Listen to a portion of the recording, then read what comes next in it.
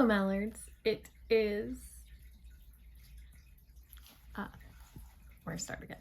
Hey, Mallards, it's Wednesday, which means that it's time for another Moon Knight episode recap / review / my thoughts that I had as I watched the show. I actually feel like I've got quite a few for this episode. It was a meaty episode. And so we're going to start with, all right, recap. You want to make sure I haven't forgotten Amit or that Khonshu is a statue.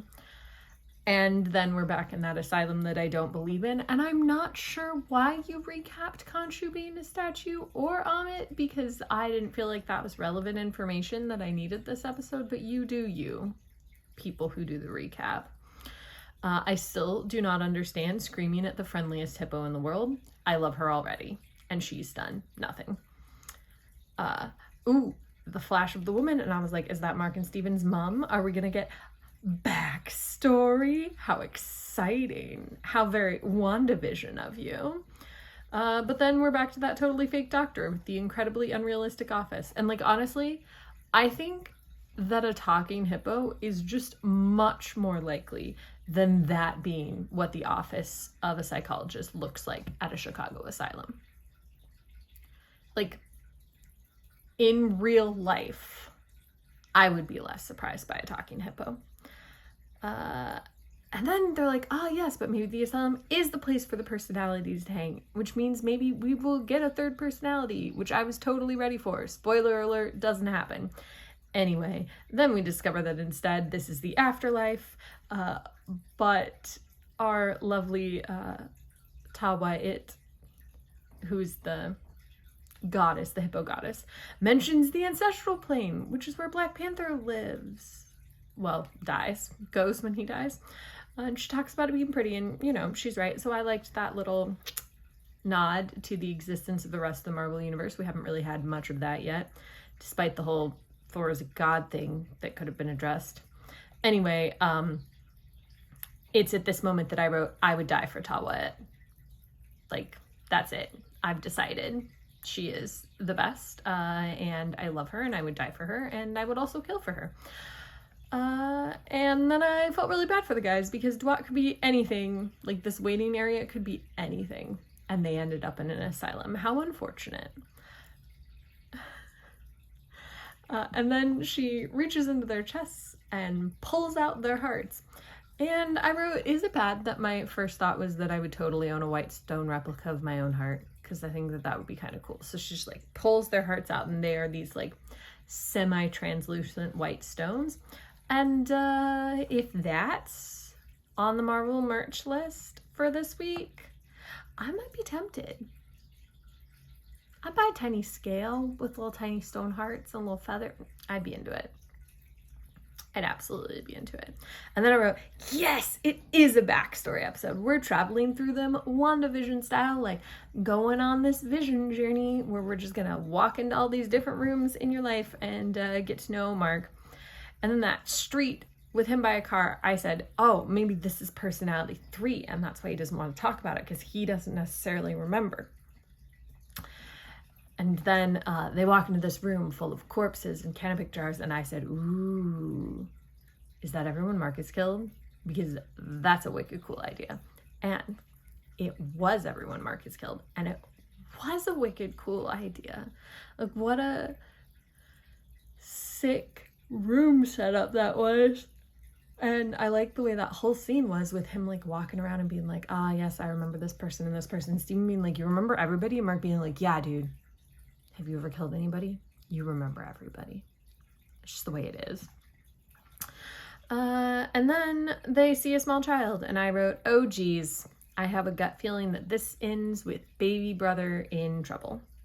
And then I said, Dr. Stephen Grant was the guy from television. So that TV bit was real.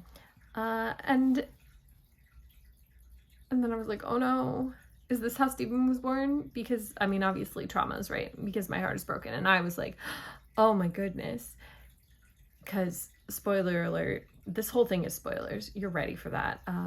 Mark's baby brother, whose name I think is Roro, I don't know what his real name is, dies because Mark takes him into this cave, and the cave floods, and he doesn't make it out. And I was like, oh no, this is why Stephen was created. My heart's broken. Like, your brother died, and that is a reason to like want to separate. And I can't even imagine like my baby brother. Ooh. However, I was wrong, because this is Marvel, right? So they were like, oh, no. Your brother being dead and you being the reason that he died, traumatic, but like not traumatic enough. We have plenty of people who are upset over their siblings' death. I mean, Thor did a whole depressive episode about it. So like, we need you to have more going on, Mark Spector. So in addition to your brother dying, your mother hates you for it and doesn't stop hating you and becomes one of the worst parents in the Marvel universe. And I'm totally happy to say that. Like, really bad parent. And there are some bad ones out there. But this mom, I don't know if she's the worst. I'd have to sit down and measure it for a little bit. But she's pretty gosh darn high up there on the list of bad parents. Oh, sorry, I'm yawning. And then I said, oh, but Mark, you were dumb, but you were also a kid and your mom is overreacting. And then Mark is still trying to stop Stephen from like going to the room and learning the truth, because he's still like trying to protect him, because clearly it becomes obvious at this point that that's the point of Stephen. Like, Stephen is just meant to be an escape to a world where his life is still happy and like his parents care about him and he's living well. And then I said, oh gosh, like, I get it, Mark, but you're going about this all wrong. Like, he needs to know, and you don't have to keep protecting him, because, you know, y'all are dead, and also your hearts won't balance if you don't know the truth about each other. And then we get into the memory of Layla's dad and Khonshu. And in this moment, he said it was his CO who killed all of the archaeologists. So we thought, and by we, I mean not me, I mean the lovely Brendan in my comments, thought that maybe the person who killed them was Personality 3, but it doesn't seem to be the case. And then I was like, I wonder if Stephen already existed, like, and the answer is yeah, Stephen did exist from being a kid, but he wasn't like prominent. And then Khonshu like shows up and he's like, hey, you're dying. And like, that's my favorite kind of person. I love people who are dying, because you know what people who are dying want? They want to live. And I can do that. And in return, you'll basically do anything that I want because you want to live. And Stephen's like, wow, this guy's manipulative. And we're all like, yes, that's true. And then Khonshu's like, stand and rise, my Moon Knight, because title of the show needed to be there. I love it when a show is like, hey, title of the show. Did you catch that? I also enjoy that in movies, songs, everything. I'm all about, hey, here's the title. And then they're back on the boat with the most glorious, wonderful hippo in the entire world, and souls are raining down before their time because, you know, we got shot by Haro like a whole episode ago and haven't done anything to stop him from getting Amit, so she's free and people are dying, and we're still gonna go back through this whole asylum thing because that's where we are. But at least Taweret is the best of all of the characters and she will help them fix it. And then like Mark and Stephen having the conversation where he's like, I don't want you to go. I'm looking there and he's like, I have to. And he was like, no, like you can't. I don't want you to. And it really broke my heart. And also mad props to Oscar Isaac for playing both sides of like such an emotional scene, because he's got to play both a character who like knows what is going to be there and is in all of that pain, and then somebody who doesn't know and just desperately wants to find out, and they're like wide ends of the spectrum. And that is an intense scene. Had to be hard as hell, and he slayed. And then Mark got really upset enough to bring me back to that asylum where Harrow is a doctor, which is upsetting to me because it makes it seem makes everything seem like a delusion. But I know that it's not. And it hurt. It's the worst.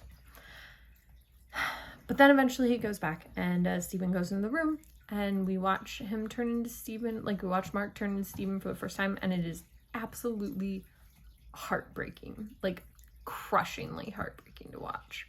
And then we find out his mom is dead, which I called.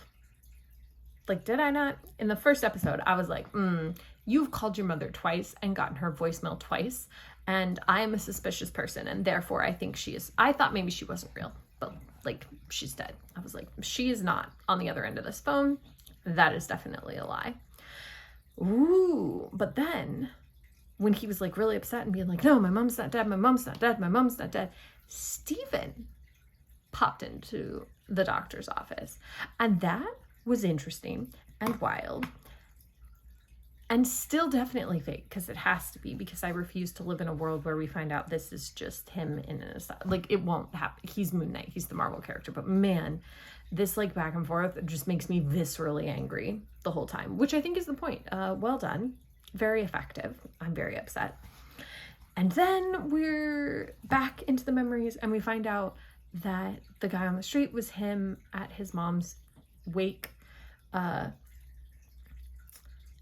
It wasn't personality 3, so maybe there isn't. I mean, I know that there is canonically a third personality. I've learned that much over watching content the last few weeks, but maybe we're not going to get him in this show. But then he turns into Stephen for not permanent, but for more of the time. And that was only 2 months ago. He's only been trying to be Stephen for 2 months. And I thought he'd ghosted Layla before that. But I also know now that he didn't meet Layla until after he killed her father, right? And so I'm super confused on the timeline. And I also feel like Stephen had been working at the museum for more than 2 months, but maybe not. I don't know. I might have to rewatch it when it's all over and try and put this timeline together in my head.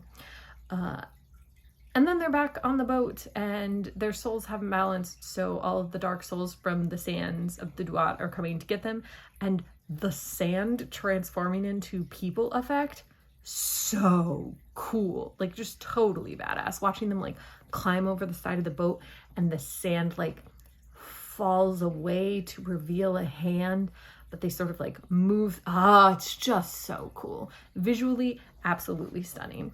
And then Stephen goes overboard, and it's really, really sad. But the effect of him turning into sand, also hella cool. I'm really into the sand effects in this whole episode.